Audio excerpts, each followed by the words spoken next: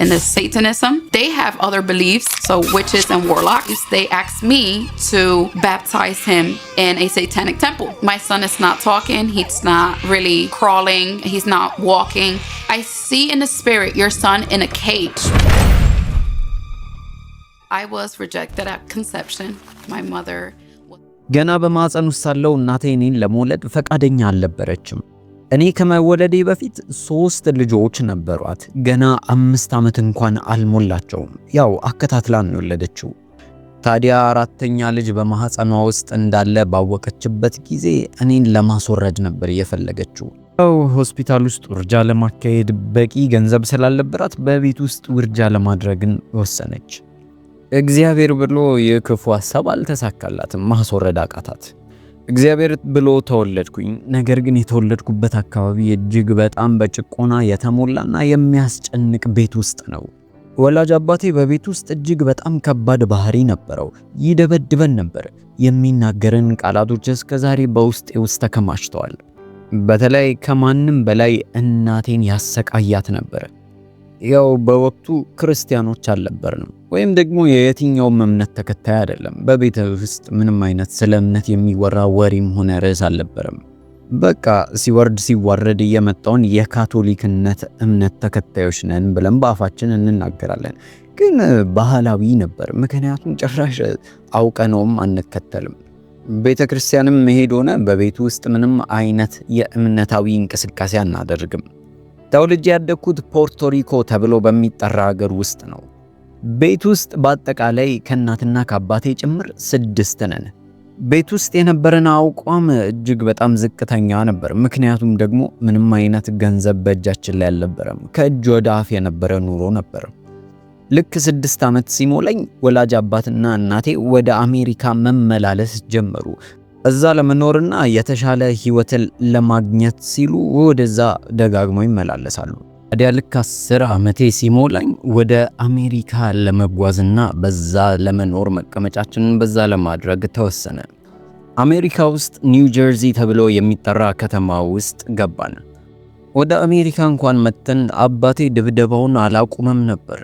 ስለዚህ ያው ወጣትነቴን ያው በዛው ጭቆና ውስጥ ነበር ያሳለፍኩት።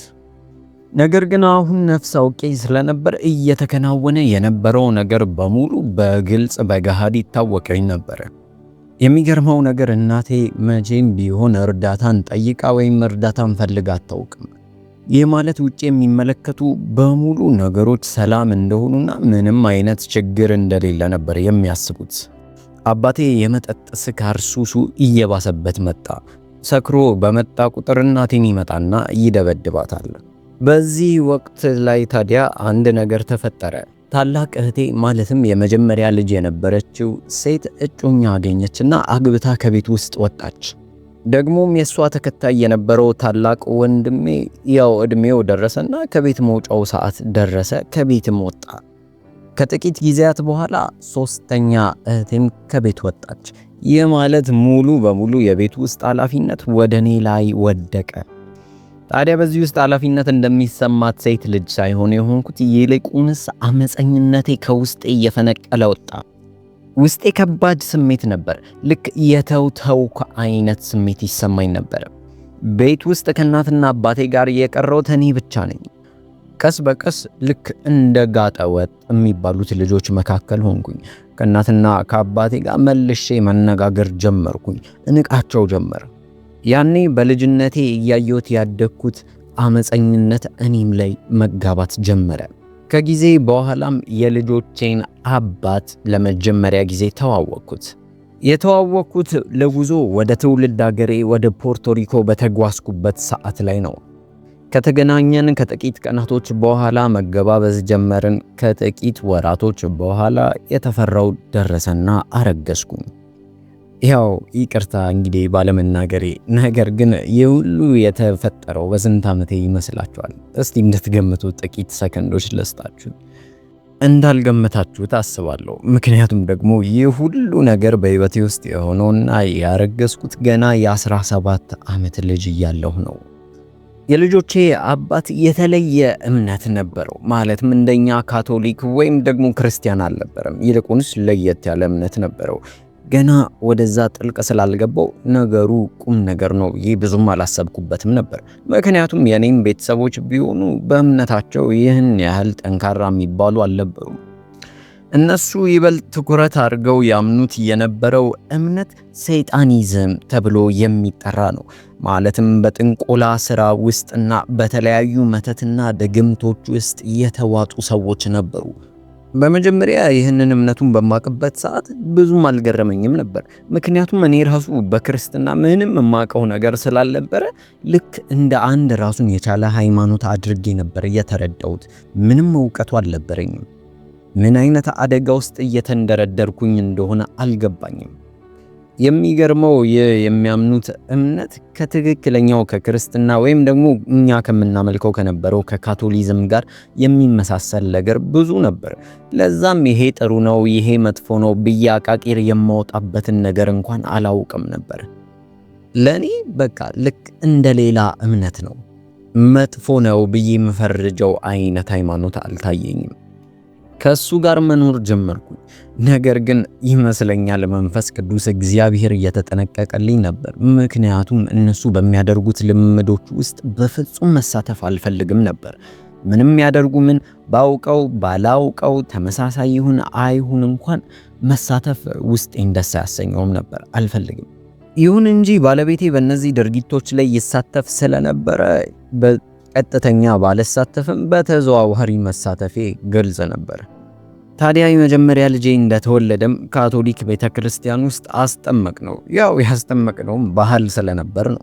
ከቀናት በኋላ የሱ ቤተሰቦች ልጃችንን እነሱ ወደሚከተሉት ስፍራ ወስደን እንድናስጠምቀው ጠየቁን።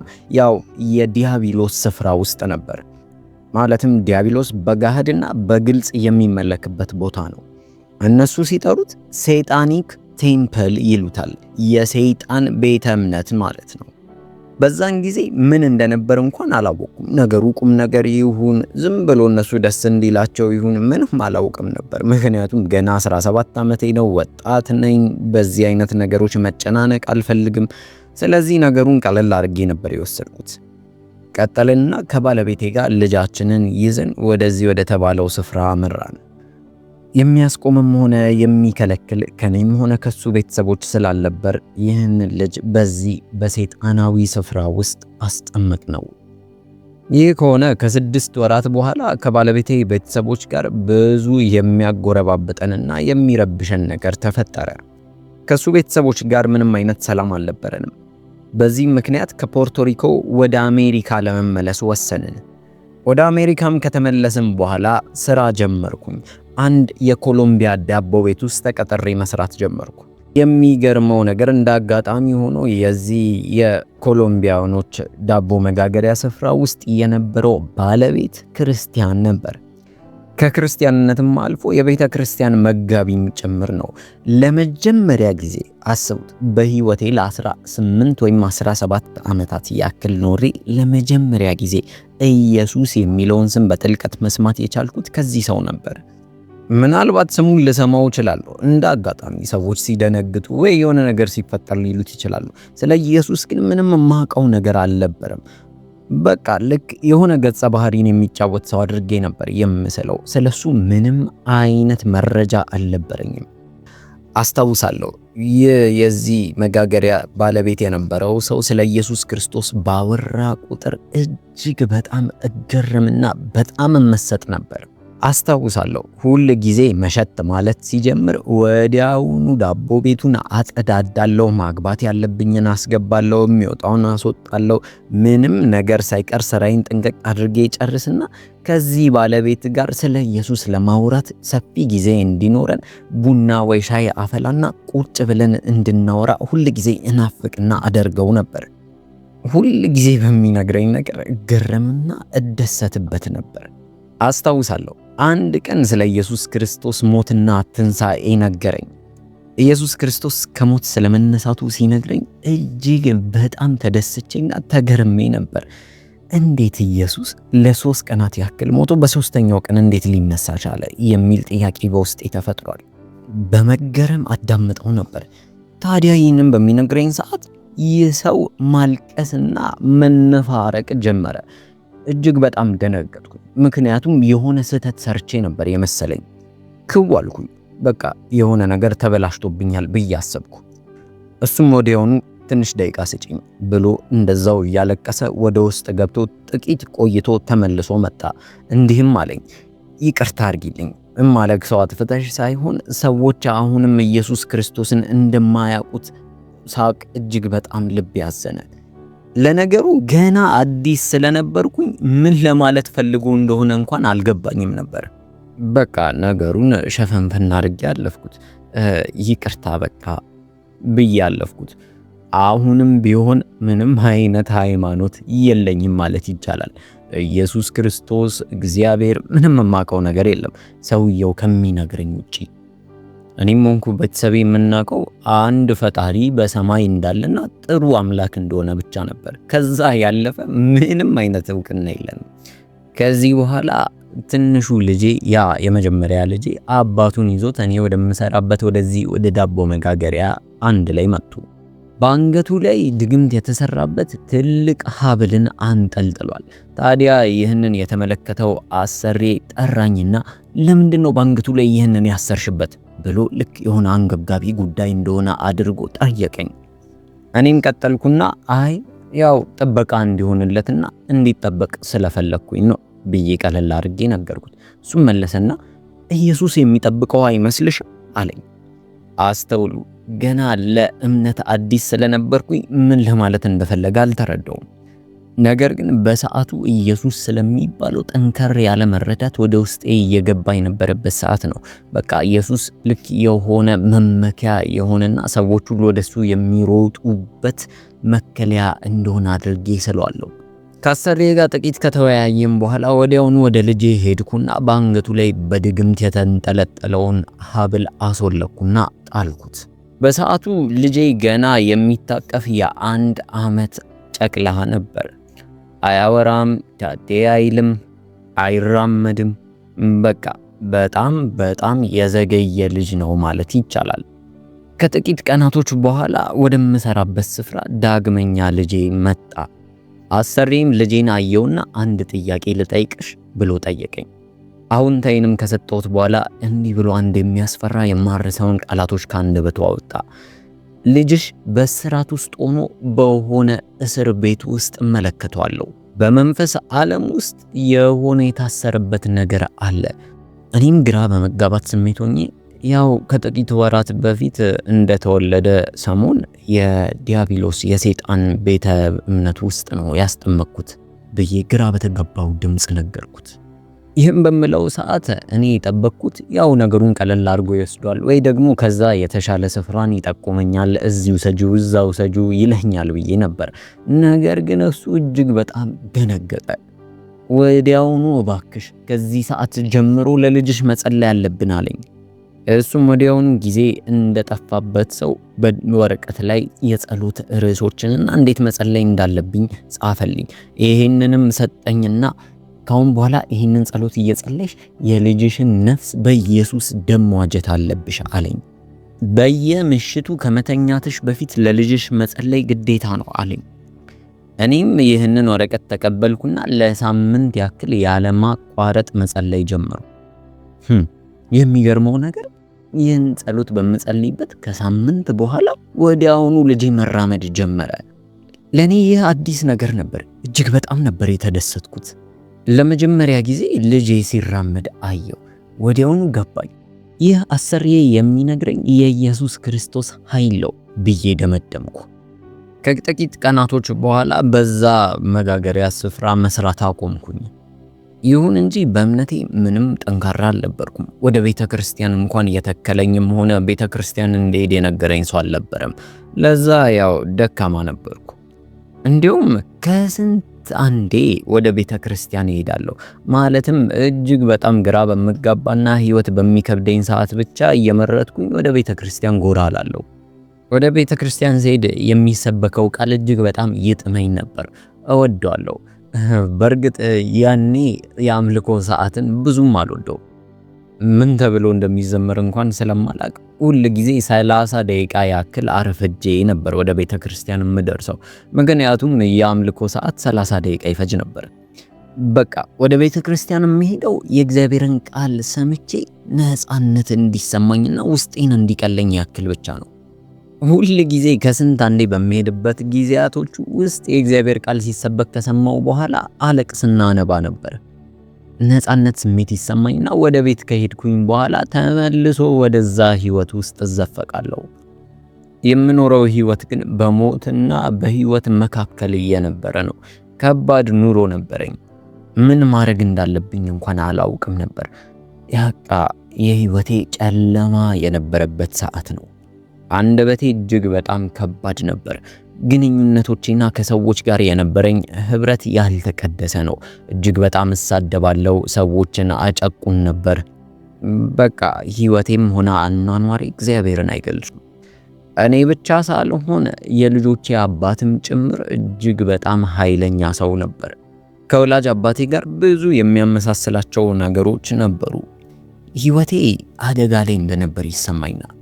እርዳታን መጠየቅና እንዴት ለሰዎች መናገር ካለውበት ማቅ ውስጥ መውጣት እንዴት እንደምችል አላውቅም ነበር። ምክንያቱም ሳድግ እያየው ያደግኩት እናቴን ነበር። እናቴ ምንም አይነት እርዳታም ሆነ ምንም አይነት እርዳታ እንዲደረግላት አትፈልግም፣ እርዳታም አትጠይቅም።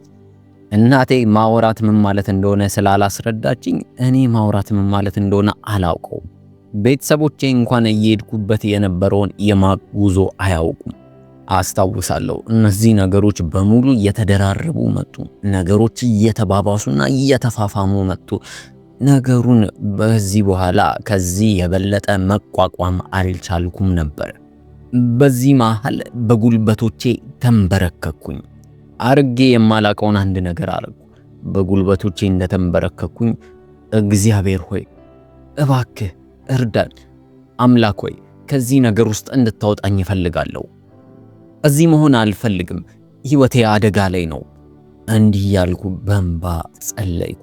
ነገር ግን ጸሎቴ እንኳን ይመለስ አይመለስ እርግጠኛ አልነበርኩም። በቤት ውስጥ ብዙ ዛቻና ብዙ ድብደባ ይደርሱብኛል።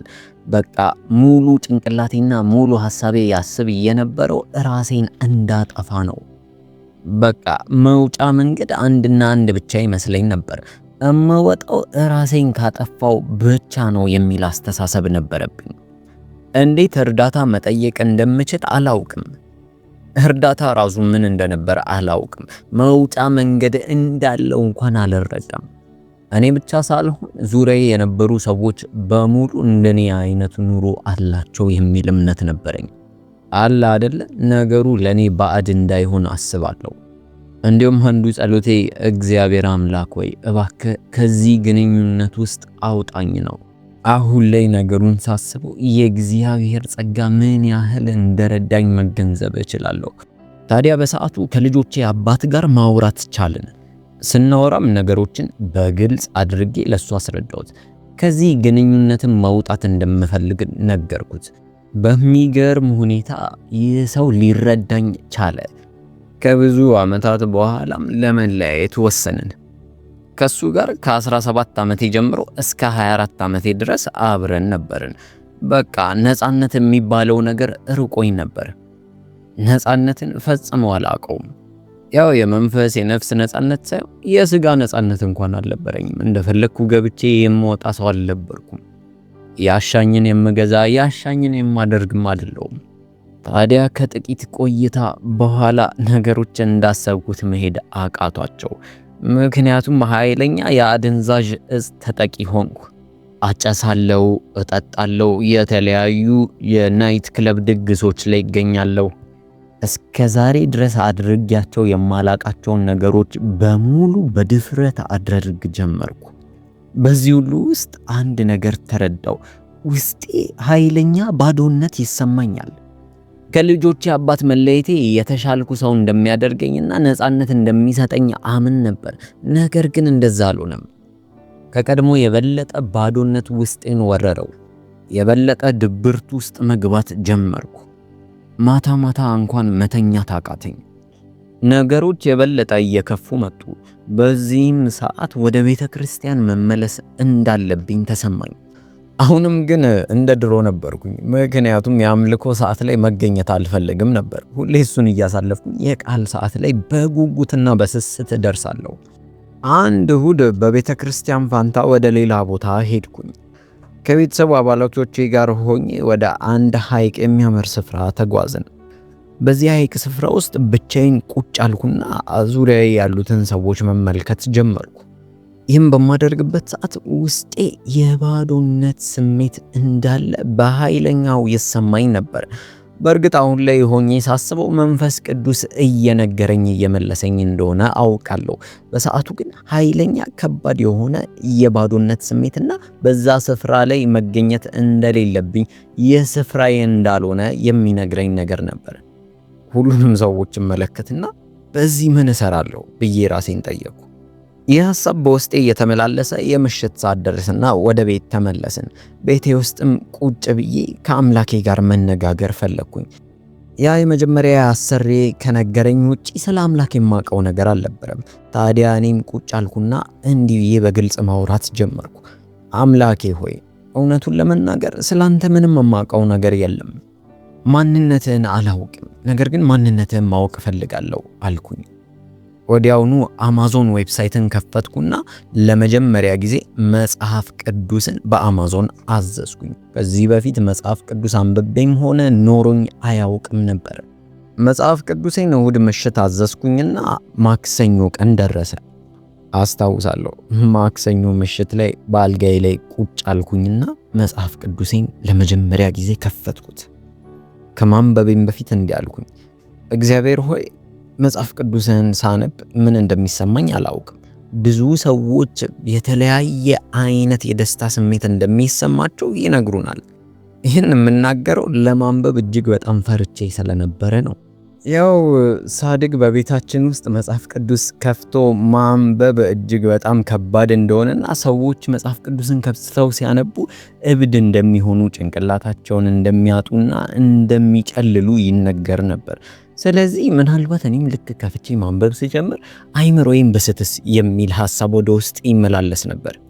ስለዚህም መጽሐፍ ቅዱሴን በምከፍትበት ወቅት አጥብቄ እየጸለይኩ ነበር። እንዲህ ምን ነበር፣ አምላክ ሆይ ለኔ የራስህ ዓላማ ካለህ በምክንያት ከፈጠርከኝ ለኔ ያለህን ነገር ማወቅ እፈልጋለሁ። በዚህ ሰዓት ጠፍቻለሁ። ምን ማድረግ እንዳለብኝ አላውቅም። ዓላማ ቢስ ሆኛለሁ። እየተደበርኩ ነው። መተኛት አልችልም። ብቸኝነት ይሰማኛል። ውስጤ እየሞተ ነው ብዬ ተናዘዝኩ ማለት ይቻላል። በእርግጥ ኢየሱስን ያገኘሁበት ጊዜ አጭር ነበር። ብቻዬን መኖር ከጀመርኩኝ እስከዚህች ቅጽበት ድረስ ወር ከግማሽ ይሆነዋል። ለመተኛት እንኳን በጊዜው መድኃኒት መውሰድ ነበረብኝ። ምክንያቱም ያለ መድኃኒት በፍጹም መተኛት አልችልም ነበር። ታዲያ በዚህች ምሽት መጽሐፍ ቅዱሴን ለመጀመሪያ ጊዜ ካነበብኩበት ጊዜ አንስቶ ሕይወቴ በፍጹም ተመሳሳይ መሆን አቃተው። ለመጀመሪያ ጊዜ ከብዙ ጊዜያት በኋላ ያለምንም መድኃኒት መተኛት ቻልኩኝ። ታዲያ ይህ ከሆነ በነጋታው መጽሐፍ ቅዱሴን በጠዋቱ አነበብኩና ከወጣው በኋላ ሁሉም መጽሐፍ ቅዱስ ላይ ያነበብኳቸው ነገሮች እውን ሆነው ይታዩኝ ነበር። በቃ ነገሩ ግራ ማጋባት ጀመረ። የማያቸው ነገሮች በሙሉ ፍጥረቶች በቃ ከእግዚአብሔር ጋር ማገናኘት ጀመርኩ። እግዚአብሔር ሆይ እያወራኸኝ ይሁን እንዴ ብዬ ጠይቃለሁ። እግዚአብሔር ሆይ ምናልባት አንተ የምታወራው በዚህ መልኩ ይሁን እያልኩ ግራ ተጋባው። አጥብቄ ይከታተል የነበረው አንድ ነገር ነበር። ኢየሱስ ማን ነው? እግዚአብሔር ምንድነው? እግዚአብሔር ለኔ ያሰበው ምንድነው ለኔ ያለው ዓላማ የሚለው ጥያቄ ነበረብኝ። አስታውሳለሁ ከጥቂት ጊዜያት በኋላ ለቅርቤ የምላቸው ሰዎች የተለያዩ ምክሮችን እለግስ ነበር። ሰዎች ወደ እኔ ምክርን ፈልገው ሲመጡ የግዴታ መጽሐፍ ቅዱስን እየጠየቅኩና ልክ እንደ መንፈሳዊ ሰው እንደሚመክር አድርጌ ነበር የምመክረው።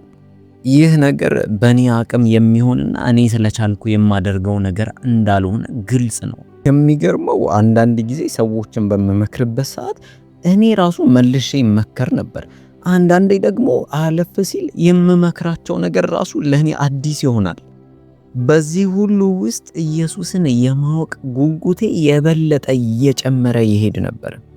እኔ እንኳን ሳላውቅ ኢየሱስ ክርስቶስ ይጠቀምብኝ ነበር። አስታውሳለሁ አንድ ምሽት ያልጠበቅኩት ነገር ሆነ። ከዚህ በፊት ምንም አይነት የማይታይ ማለትም በስጋ አይናችን የማይታዩ ነገሮች ታይተውኝ አያውቁም ነበር። ስለዚህ ለኔ ነገሩ አዲስ ነበር። አንድ ምሽት ባልጋዬ ላይ ጋደም እንዳልኩኝ ከጎኔ የነበረው የልጄ መኝታ ቤት በትንሹ የሚታይ የመብራት ጭላንጭል ነበር። ታዲያ ከነበረው ኮሊደር ላይ አንድ ትልቅ እጅግ በጣም ግዙፍ የሆነ ጥቁር ጥላ የሚመስል ነገር ቀስ እያለ ወደ ክፍሌ ሲገባ አየሁት። በዚህ ሰዓት በውስጤ አንድ ሐሳብ ይፈልቅ ነበር። በዚህ ሰዓት እኮ መጸለይ አለብኝ፣ መጸለይ ይጠበቅብኛል መሰለኝ እያልኩ አስባለሁ። ወዲያውኑ ካልጋዬ ለመነሳት ፈለኩኝና ልክ ካልጋዬ ለመውረድ ስሞክር እግሮቼ አልታዘዝ አልንቀሳቀስ አሉኝ። ልክ እንደሆነ ቀጥ ብሎ እንደቆመ ነገር በፍጹም ማዘዝ አቃተኝ። እሱንም ተውኩትና እጆቼን አንድ ላይ ለማድረግ ልክ እንደ መጸለይ አይነት ለማድረግ ስሞክርም እጆቼ መንቀሳቀስ አይችሉም ነበር። ሰውነቴን መቆጣጠር አልቻልኩም። የገዛ ሰውነቴ መንቀሳቀስ አቃተው።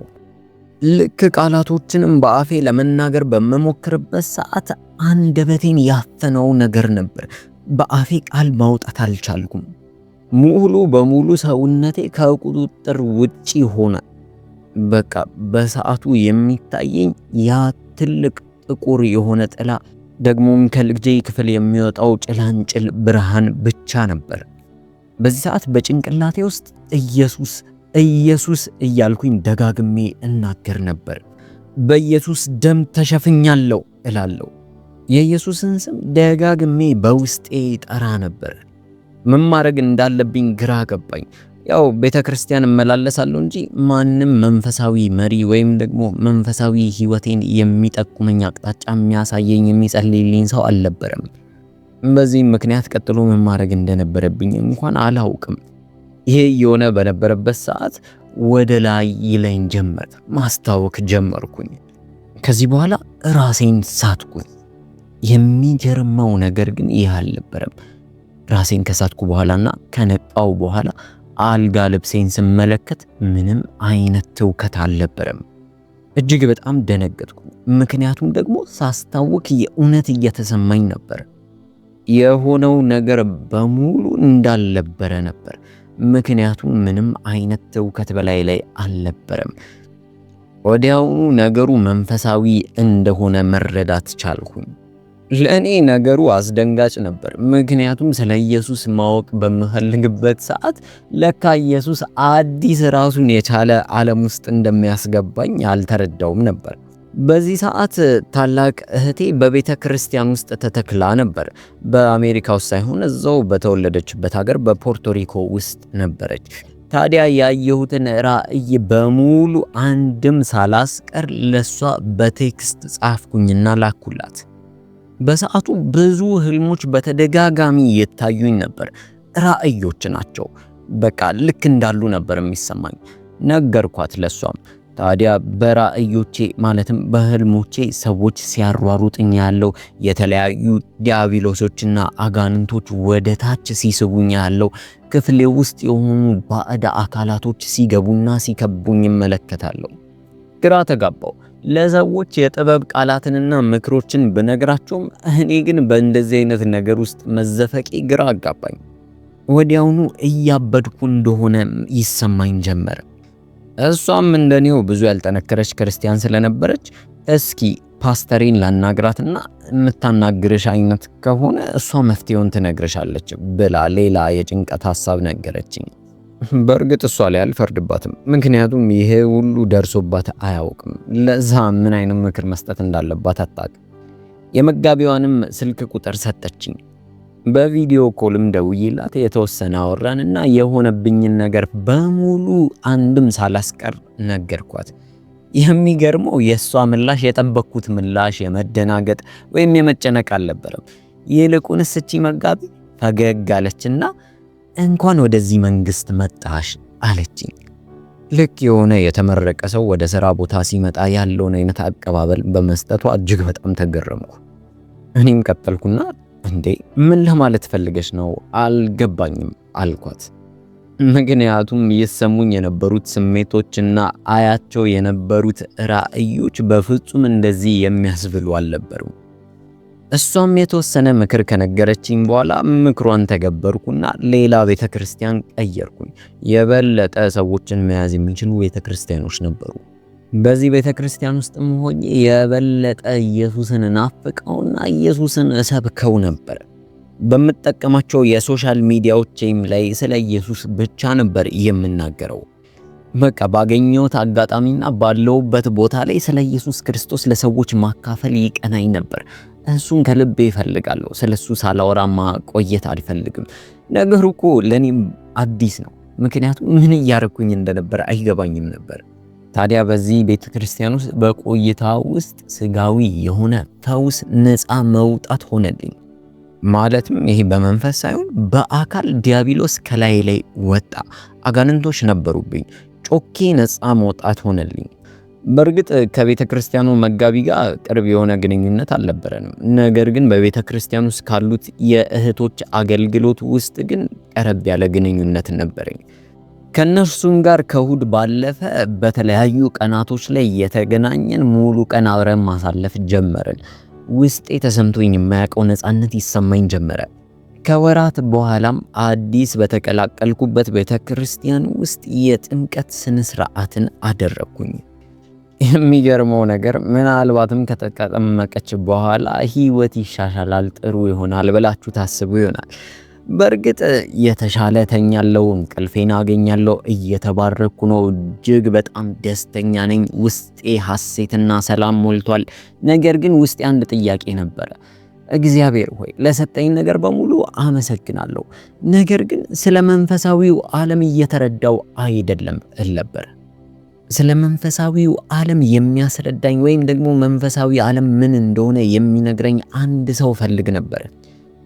ያው አንድ የግል የሆነ የሚመራኝ ሰው ባገኝ እጅግ በጣም ደስተኛ ነበርኩኝ። ነገር ግን የሚሄድበት ቤተክርስቲያን የነበረው መጋቢን ለማግኘት ትንሽ ይከብድ ስለነበረ አልቻልኩም።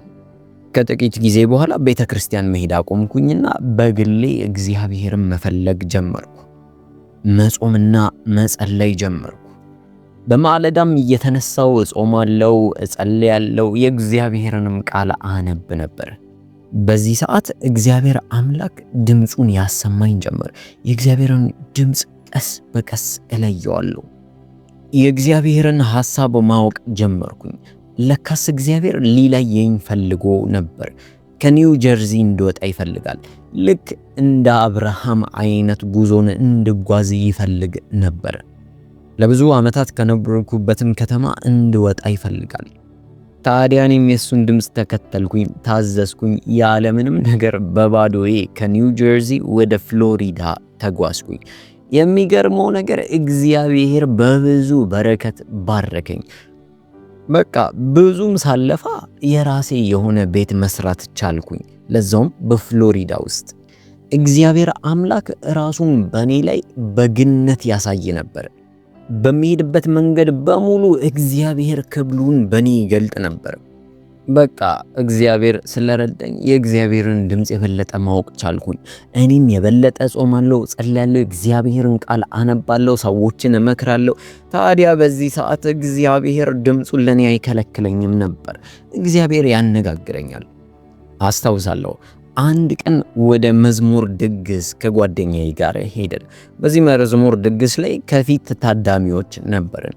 ታዲያ በሰዓቱ አምልኮ ተጀመረና በአምልኮ ሰዓት እጅግ በጣም እየተነካው እያለቀስኩኝ አመልክ ነበር።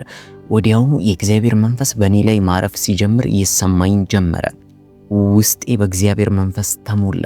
መነቃቃት ጀመርኩኝ። ወዲያውኑ ጊዜ ሳልሰጥ ለሰዎች እጄን እየጫንኩኝ ጸልያለሁ። ሰዎች ከተለያየ በሽታ ነፃ ይወጣሉ፣ ከአጋንንት እስራት ነፃ ይወጣሉ። ሰዎች በመንፈስ ቅዱስ ተሞልተው ይወድቃሉ። በቃ ለኔ አዲስ ነገር ይሆን ጀመረ። ከዛም አለፈና በሰዎች ጆሮ እየተጠጋውኝ እግዚአብሔር ለነሱ ያለውን ነገር ነግራቸው ነበር። የሚገርመው ነገር ራሱ ሰዎቹ ያሉበትን ሁኔታ ነበር የምነግራቸው። በቃ እግዚአብሔር ትንቢትን የመናገር ጸጋን በላዬ ላይ ጨመረ። ይህ ለኔ አዲስና ያልተለመደ ግንኙነት ነበር። እጅግ በጣም አስደሰተኝ። ይህን ማድረግ መቻሌን እንኳን አላውቅም ነበር። ነገር ግን እግዚአብሔር በጊዜያት ውስጥ እያሰለጠነ ለዚህ አበቃኝ። አንዳንድ ጊዜ ቁጭ ብዬ አስበው ነበር፣ እግዚአብሔር ሆይ ምን እያደረክ ነው? ለምን እኔን ትመርጠኛለህ? እኔ እኮ አይገባኝም እያልኩ አስብ ነበር። እግዚአብሔር በእኔ ህይወት ላይ በኃይል ነበር የተጠቀመው። የእግዚአብሔር ክብር በህይወቴ ውስጥ ባልጠበቅኩት መንገድ ነበር የመጣው። ይህ ሁሉ ሲሆን ለቤተሰቦቼ እጅግ በጣም ከመጠን በላይ አስደሳችም ደግሞም የሚያሳዝናቸው ወቅት ነበር። በአንድ በኩል በኃይለኛውና በከባዱ መለወጤን ይመለከቱ ነበር። በሌላ በኩል ግን ለምን እየተለወጥኩ እንደሆነ አይገባቸውም። በህይወቴ ውስጥ ይመጡ የነበሩት ለውጦች የማይካዱና እጅግ በጣም አስገራሚ ህይወት ለዋጭ ነበር። እንደ ድሮ አይነት ሰው አልነበርኩም። በየአቅጣጫው ለውጥ አግኝቶኛል። ለውጡ ደግሞ በአጭር ቃል ኢየሱስን መከተል ነበር። በእነሱ እይታ ስታዩት ይህ ነገር አዲስና እውነት የማይመስል ነው። በህይወቴ ውስጥ ምን እየተከናወነ እንደሆነ አላወቁም። ብዙ ጊዜ እንዲረዱኝ ሞክሬያለሁ። ነገር ግን በቃ ባትረዱኝም እኔ መከተሌን አላቆምም ብዬ ነግሬያቸዋለሁ። እጅግ በጣም በአገልግሎት ስለምጨናነቅ ብዙ ሰዓትን ከቤተሰቦቼ ጋር የማሳለፍ እድል አልነበረኝም። ነገር ግን በየትኛውም ባሳለፍኩት ጊዜ በበዓላት ላይ ስንገናኝ የማወራቸው ስለ ኢየሱስና ስለ ኢየሱስ ብቻ ነበር። እነሱ ግን ያዩኝና በቃ የሆነ እብድ እንደሆንኩኝ አድርገው ይቆጥሩኛል። ታዲያ በዚህ ውስጥ አንድ ነገር ወሰንኩኝ። ከምናገረው ንግግሮች ይልቅ እነሱ ህይወቴን አይተው እንዲማረኩና ህይወቴ ራሱ መስካሪ እንዲሆንላቸው አሰብኩኝ። ከዛ በኋላ ከእግዚአብሔር ጋር ጣፋጭ ጊዜያቶችን አሳልፍ ነበር። አንድ ትምህርት ያስተማረኝን አረሰም። ከእግዚአብሔር ጋር እጅግ በጣም ጥሩ የሆነ ህብረት በነበረኝ ጊዜና በቃ ከኢየሱስ ውጪ በማይታየኝ ጊዜ እግዚአብሔር አንድ ነገር እንዳደርግ አዘዘኝ። በልጅነቴ የነበሩኝ ታሪኮች መፈወስ ነበረባቸው። ሁሉንም ሰው ይቅር እንድል አዘዘኝ። ያ በህይወቴ ውስጥ ከነበሩት ከባድ የምላቸውና በክርስትና ህይወቴ ውስጥ ካየኋቸው ፈታኝ ጊዜያቶች ውስጥ አንዱ ነበር። ይህንን ለማድረግ ብቻዬን እንደማልችል እሱ ራሱ ያውቃል። ታዲያ ጥሩ የሚባል ቤተክርስቲያንን ሰጠኝ። ከዚህ በፊት ብዙ ቤተክርስቲያኖችን ዞሬያለሁ። ለእግዚአብሔር የነበረኝ ጥማት እጅግ በጣም ከፍተኛ ነበር። የተለያዩ ቤተክርስቲያኖች ብሄድም ቦታዬ እንዳልሆነ ይሰማኝ ነበር። አሁን ላይ ግን እግዚአብሔር ከምፈልገው በላይ የሆነ የሚገርም ቤተሰብና ቤተክርስቲያንን ሰጥቶኛል። በዚህም ስፍራ ጥሩ መንፈሳዊ አባትና መንፈሳዊ እናት መንገድን የሚያሳየኝ ሰው አስቀምጦልኛል። በእነዚህም ሰዎች ምክንያት ቤተሰቦቼን ይቅር እንድል አግዘውኛል። አሁን ላይ እኔና ልጄ በዚህ ቤተክርስቲያን ላይ እያገለገልንም እንገኛለን። ልክ እንደ ሰደድ እሳት ቀስ በቀስ የወንጌል ኃይል በቤተሰቤ ውስጥ እየገባ መጣ። በመጀመሪያ እህቴ ነበረች ጌታን ያገኘችው። ታዲያ ባለቤቷ ግን በጌታ አልነበረም። ቀስ በቀስ አሁን ላይ እሱም አገልጋይ ሆኗል። እግዚአብሔር ቤተሰቦቼን እንዲያስወርሰኝ አሁንም ቢሆን እየጸለይኩ ነው። በሚያስደስት ሁኔታ ቤተሰቦቼ ለእግዚአብሔር የበለጠ እየቀረቡ መጥተዋል። አንዳንድ ጊዜ ደግሞ እኔ አንቺ ኢየሱስን እንደምትወጁ ልወደው ፈልጋለሁ ብለው እንኳን ይነግሩኛል። ያው ህይወቴ የመሰከረላቸው ስለሆነ የሚያዩትን ነገር መካድ አይችሉም። ከማወራው በላይ ህይወቴ እየመሰከረላቸው ነው። ያኔ የበደለኝንም ባለቤቴን እንኳን ይቅር ማለት ችያለሁ። ይቅር ማለት ብቻ ሳይሆን እኔም እንኳን ስለበደልኩት ነገሮች በሙሉ ይቅርታን ጠይቄው እሱም ይቅር ብሎኛል። አሁን በውስጤ ምንም አይነት ቂም የለም። እግዚአብሔር ይመስገን። ይመስለኛል እግዚአብሔር አምላክ በዚህ መንገድ ልቤን የፈወሰውና ሰዎችን ይቅርታ እንድጠይቅም ሆነ ይቅር እንድላቸው የፈለገው ለሌሎች ሰዎች ማስተማር እንድችለው። ዛሬም ይህንን ለምትሰሙ በሙሉ ለበደሏችሁ ይቅር እንድትሉ ጥሪና አቀርባለሁ። እግዚአብሔር አምላክ አንዱ እጅግ በጣም የሚደሰትበት አምልኮ ሰዎችን ይቅር ስትሉ ነው። ሰዎችን ይቅርታም ስትጠይቁ። ብዙ ሰዎች ይህን ነገር ቀላል አድርገው ያዩታል። ነገር ግን እግዚአብሔር አምላክ ይደሰትበታል። ምናልባት ሰው እጅግ በጣም በከባዱ ሊበድላችሁ ይችላል። ለብዙ ዓመት ጠባሳና አሻራ የሚያሳርፍ ነገር ሊያደርግባችሁ ይችላል። እግዚአብሔር ግን አዋቂ ነው። ጸጋውን እንዲጨምርላችሁ ጸልዩ። ምንም አደረገ ምን ይቅርታ ከማለት ወደ ኋላ እንዳትሉ። እኔ ያለፍኩባቸው መንገዶች ይቅርታ የሚያስጠይቁ አልነበረም። ነገር ግን እግዚአብሔር አምላክ ሲረዳኝ ይቅርታ መጠየቅ ቻልኩ። ይህን ለምታዳምጡ በሙሉ አንድ ምክር ጣል አድርጌ ባልፍ ደስ ይለኛል። መጽሐፍ ቅዱስ እንደሚናገረው ሕዝቤ ዕውቀት ከማጣቱ የተነሳ ጠፍቷል ይለናል። ኢየሱስ ክርስቶስ ሲናገር ፈልጉ ታገኙላችሁ ብሏል። በሕይወታችሁ ላይ ያሉትን ጥያቄዎች መልስ በምትፈልጉበት ሰዓት እግዚአብሔር አምላክ እውነቱን እንድታዩ ያደርጋቸዋል። ከእናንተ ጥቂቷ ጥያቄ ምላሽ ባለፈ እውነት ይበራላቸዋል። እናንተ ግን መፈለግና መጠየቅ አለባችሁ። ለኔ ልጄን ዲያብሎስ በነበረበት ስፍራ ውስጥ ማስጠመቄ ብዙ ዘመናትን እድሜን አስከፍሎኛል። ከምነግራችሁ በላይ አሁን ከነገርኳችሁም በላይ በብዙ ነገሮች ዋጋ ከፍያለሁ። ራሴን እስከማጥፋት ድረስ ብዙ ጊዜ ደርሻለሁ። ለብዙ ዓመታት እንቅልፍን አላቀውም ነበር። ስባክን ኖሬያለሁ። ይህን ሁሉ ያደረኩት ለመጥፋት የደረስኩት ዕውቀት ከማጣቴ የተነሳ ነው። ነገር ግን እውነትን ካወቅኩ በኋላ ሕይወቴ ተቀየረ። የእግዚአብሔር ቃል እንደሚናገረው እውነትን ታውቃላችሁ፣ እውነትም አርነት ነፃነት ያወጣችኋል ይለናል። ነፃ ማውጣት ከፈለጋችሁ እውነትን ፈልጉ። ሰዎች ብዙ ነገር ላይ ሊፈርጁ ይችላሉ።